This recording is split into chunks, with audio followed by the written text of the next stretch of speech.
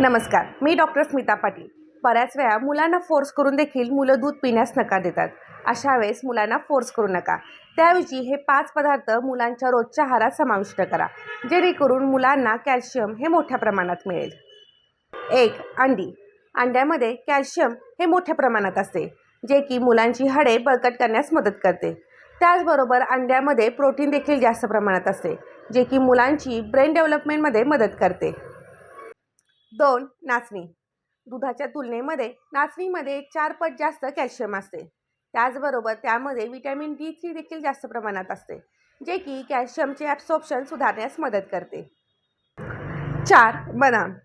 बदाम देखील rich source of calcium आहे. तुम्ही तुमच्या मुलांना रोज 3 ते 4 बदाम भिजवून देऊ शकता. दही.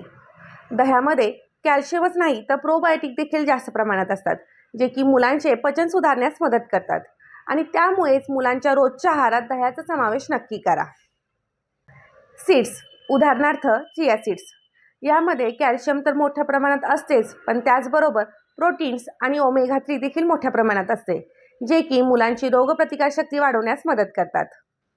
मुलांच्या वाढत्या वयामध्ये हाडे मजबूत होण्यासाठी आणि रोगप्रतिकारशक्ती वाढवण्यासाठी या 5 पदार्थांचा समावेश आहारात नक्की करा.